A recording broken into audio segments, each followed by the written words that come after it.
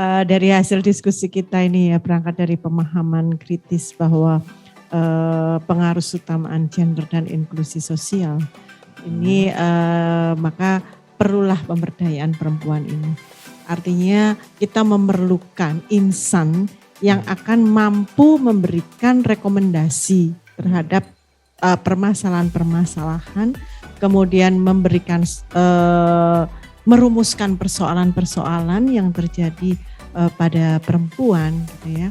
Sehingga harapan kita nantinya ini akan secara holistik akan memberikan kontribusi pada pemberdayaan manusia Indonesia secara keseluruhan.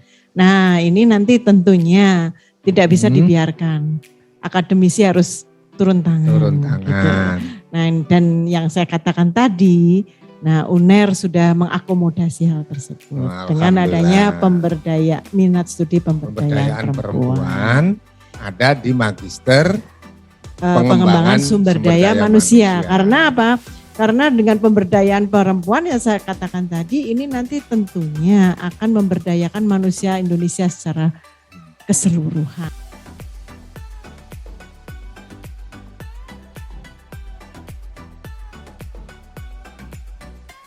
Ya, jadi sahabat Terlengkap Forum, mungkin ini sesi terakhir. Saya terima kasih sekali lagi Prof. Jojo, Bu Nuri, dan juga Prof. Badri, dan juga Mbak Tika seluruhnya yang mendengar bergabung. Saya cuma pengen share satu hal bahwa percayalah ketika kita menyentuh perempuan maka separuh urusan dunia selesai, 2/3 tujuan SDG selesai. Karena apa? Karena perempuan ini punya satu kekuatan untuk menggerakkan atau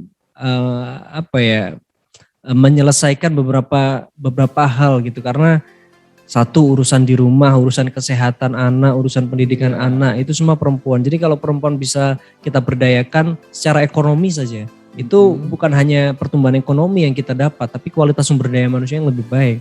Karena kesehatannya pasti lebih baik, kemudian pendidikan anaknya juga pasti lebih baik. Tentunya kemudian muncul generasi-generasi yang produktif, stuntingnya berkurang, kemudian anaknya lebih pintar, lebih produktif. Sehingga ke depan di dalam masa depan, 10 tahun ke depan, ekonominya juga menjadi baik juga. Jadi sustainable ekonomi itu bisa dibentuk ketika ekonomi perempuannya ini kita gerakkan. Karena perempuanlah yang kemudian melahirkan generasi-generasi yang lebih produktif dan lebih cerdas, sehingga gagasan terkait dengan sustainable ekonomi itu juga diawali dari perempuan. Tapi kalau kalau kita sentuh laki-laki gitu, mungkin ungkitannya ke sana lebih sedikit gitu. Ungkitannya ke sana lebih sedikit, bukan karena persepsi tetapi ya karena survei yang telah membuktikan. Apalagi kalau kita ngomong rumus pertumbuhan ekonomi, itu kan ada saving gitu ya, terus kemudian investment, kemudian expenditure. Nah, siapa sih yang punya habit untuk nyimpen duit? Ibu-ibu.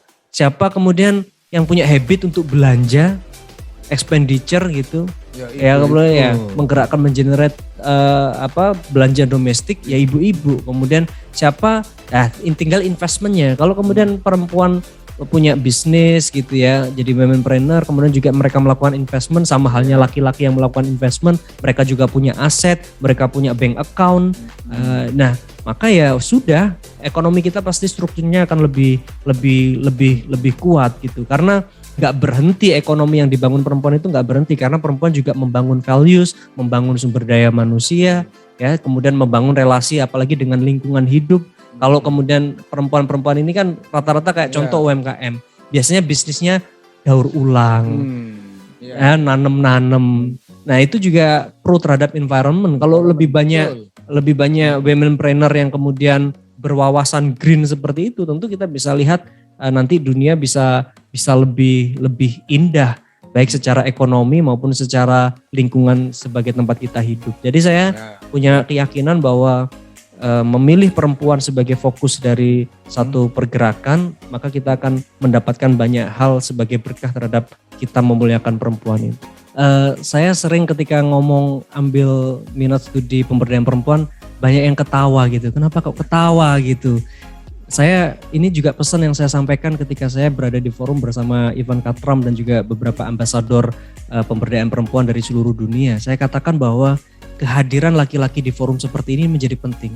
Karena biasanya yang jadi barrier perempuan untuk tumbuh itu adalah laki-laki. Jadi adalah kesadaran laki-laki itu yang akan memuluskan jalan pemberdayaan perempuan ini untuk bisa mencapai tujuannya, mencapai satu gerbang kesuksesannya. Kalau nggak ada izin dari laki-laki, kalau nggak ada supporting dari laki-laki, makanya sebenarnya yang jadi barrier utama itu mindset dari laki-laki. Makanya perlu banyak laki-laki yang terlibat di dalam gerakan ini gitu. Karena apa? Karena sebenarnya nanti tugasnya laki-laki pun juga akan menjadi lebih ringan kalau kita kerjakan bersama-sama. Ibarat kata kita ini seperti sayap seekor burung, kalau kedua sayap ini saling mengepak beriringan, ya tentu kita bisa terbang tinggi.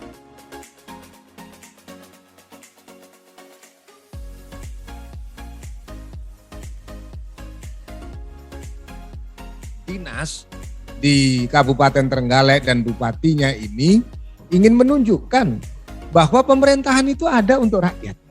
Begitu kan? Jadi iya benar. Pesan konstitusinya itu kan Anda ada, semua ada, dinas-dinas ada, OPD ada. Perempuannya kalau tadi kita ikuti betapa dimuliakan, ya toh, dimuliakan, ada programnya, ada movement yang terus-menerus diberdayakan dan punya ruang untuk berbicara. Artinya itu karena naluri dari seorang bapak, seorang Gus Bupati membaca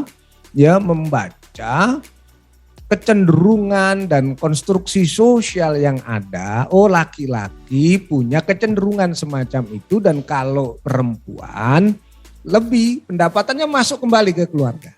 Begitulah, akhirnya itu diimplementasi dalam sebuah policy. Seorang ibu, seorang dosen, semacam associate professor Ibu Nuri ini mengawal. Kalau ada yang kurang pas, tentu juga nanti secara akademik konsep-konsepnya Gus Ipin ini akan diuji secara akademik. Apakah yang diimplementasikan mampu membangun satu rekonstruksi konsep baru tentang pemberdayaan perempuan yang bisa ditawarkan ke dunia.